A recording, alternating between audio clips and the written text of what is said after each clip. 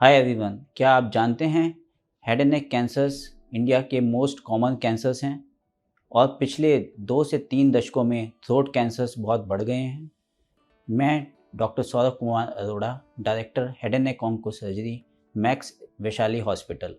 आज बात करूंगा ट्रांस ओरल रोबोटिक सर्जरी की थ्रोट कैंसर्स के अंदर।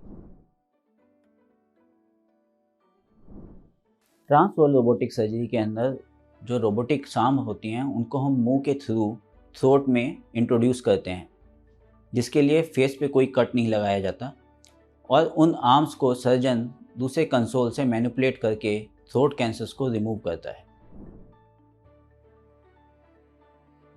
ट्रांस ओरल रोबोटिक सर्जरी के थ्रू हम टॉन्सिल के कैंसर्स और जीभ के पीछे पार्ट के कैंसर, जिन्हें कि हम बेस टंग कैंसर्स कहते हैं, उन्हें रिमूव कर सकते हैं।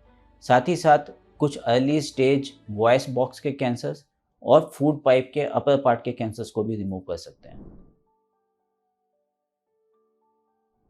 पुरानी पद्धति में जब इन ट्यूमर्स को थ्रोट से निकालना होता था, तब हमको नीचे की जो जॉ बोन होती थी उसको स्प्लिट करना पड़ता था, खोलना पड़ता था और फिर पीछे जाके उन ट्यूमर्स को निकालना पड़ता था।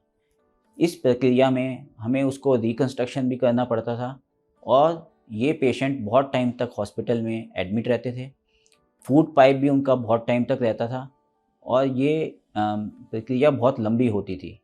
But trans oral robotic surgery के थ्रू बिना फेस पे इंसिजन दिए और बिना जॉ बोन को खोले हुए मुंह के थ्रू इन आर्म्स को मैनिपुलेट करके हम इन ट्यूमर्स को निकाल सकते हैं, जिससे पेशेंट की रिकवरी बहुत फास्ट होती है। वो जल्दी ही डिस्चार्ज भी हो जाते हैं और उनका मुंह से खाना भी बहुत जल्दी शुरू हो जाता है। वॉइस पे भी बहुत ज़्यादा इफेक्ट नहीं पड़ता है तथा रिकंस्ट्रक्शन की ज़रूरत भी मोस्ट ऑफ द केसेस में नहीं पड़ती है।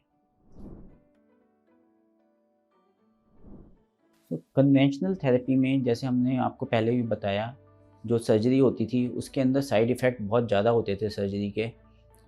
इसलिए धीरे धीरे हमने इन ट्यूमर्स को रेडिएशन और कीमो से ट्रीट करना शुरू किया। बट रेडिएशन और कीमोथेरेपी के अपने साइड इफ़ेक्ट होते हैं, जैसे कि मुंह में अल्सर्स आना या मुंह में सूखापन रहना, और ये बहुत लाइफ लॉन्ग रहते हैं। अब ट्रांस ओरल रोबोटिक सर्जरी के थ्रू इन ट्यूमर्स को ईजिली सर्जरी से निकाला जा सकता है और ये एक अच्छा ऑप्शन है रेडिएशन और कीमोथेरेपी के मुकाबले।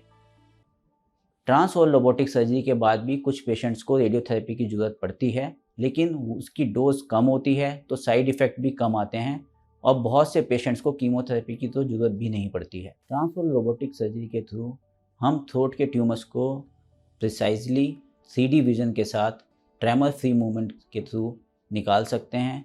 ये एक बहुत ही अच्छा ऑप्शन है थ्रोट ट्यूमर्स को ट्रीट करने के लिए। कॉस्मेटिकली भी ये बहुत बेटर है और इससे पेशेंट की क्वालिटी ऑफ लाइफ बहुत अच्छी रहती है, बिकॉज़ उसकी स्वॉलोइंग बहुत जल्दी रिकवर कर जाती है और वॉइस पे भी बहुत ज़्यादा फ़र्क नहीं पड़ता है।